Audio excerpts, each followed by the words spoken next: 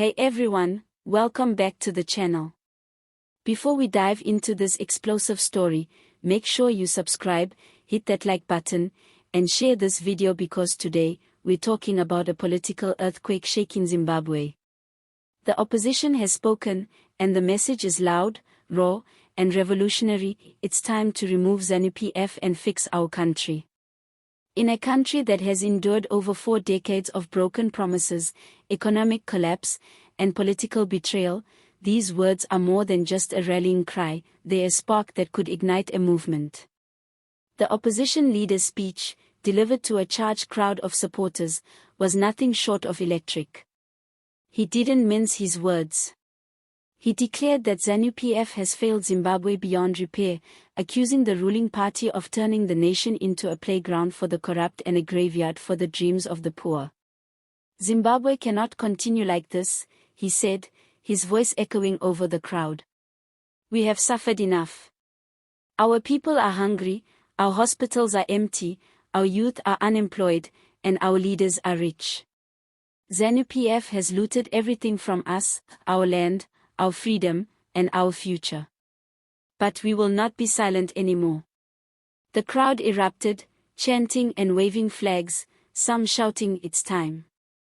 It's time," as if history itself had just been called into the arena. 4 years, Zimbabweans have lived under the weight of economic decay. Inflation has eaten away salaries faster than people can spend them. The Zimbabwean dollar has become a symbol of mockery across the region.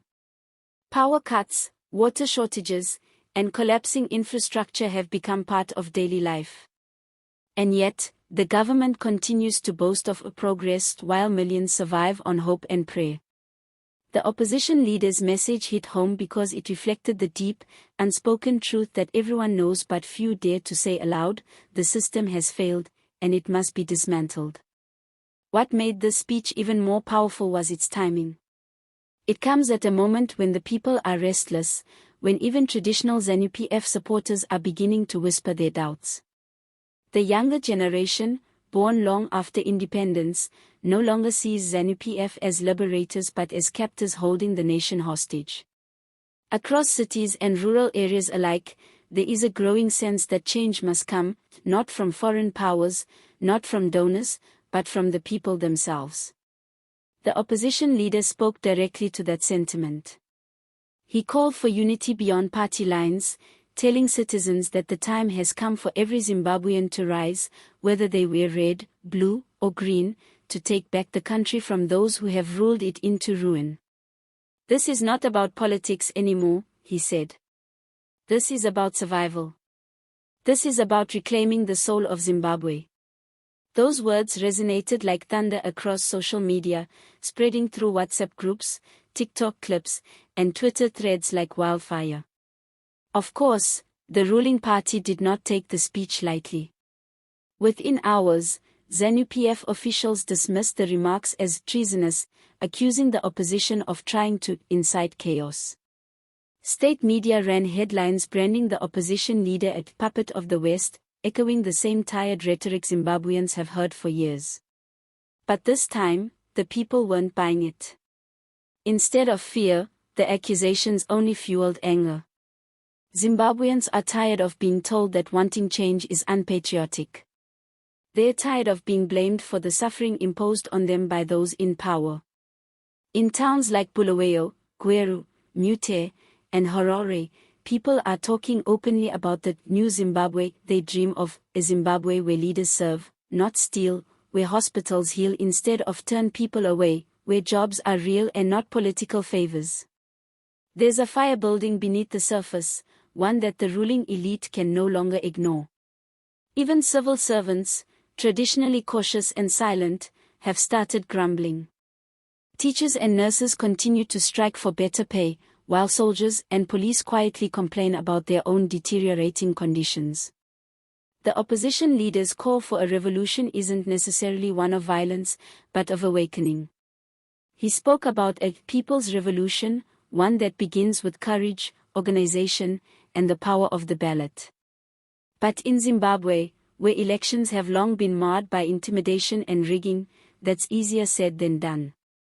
Many fear that ZANU-PF will never willingly surrender power, that even a landslide vote won't be enough to remove the ruling elite.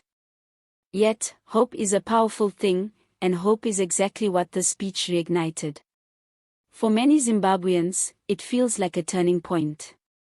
The opposition's energy, long deflated by internal divisions and state repression, seems to have found new life. Diaspora communities in South Africa, the UK, and beyond are rallying once again, pledging to support the movement. Videos of the speech have gone viral, and hashtags calling for a new Zimbabwe are trending across platforms. But with every surge of resistance, there comes a wave of fear. The government's security apparatus is already on high alert. Intelligence reports suggest that opposition gatherings could be met with heavy crackdowns. Activists are being followed, some detained without charge.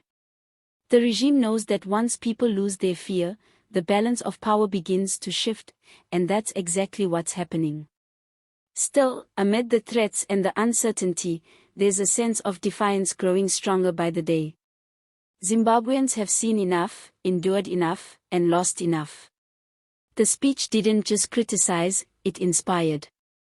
It reminded people that revolutions are not born in luxury but in hardship, in the hearts of those who have nothing left to lose but everything to gain. The coming months will be crucial. The opposition must prove that this isn't just another fiery speech destined to fade away. They need strategy, unity, and resilience. ZANU-PF has survived countless challenges by exploiting divisions among its rivals and silencing dissent through force. But this time feels different. This time, the anger is deeper, the hunger for change more desperate, and the courage more visible. As the sun sets over Harare tonight, somewhere a young Zimbabwean is saying, enough.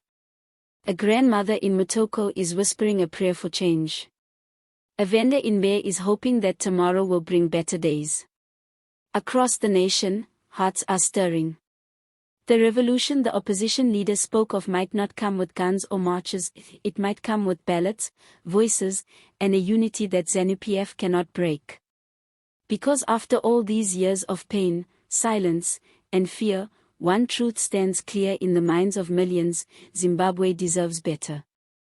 And maybe, just maybe, the time to remove ZANU-PF and fix the country has truly arrived.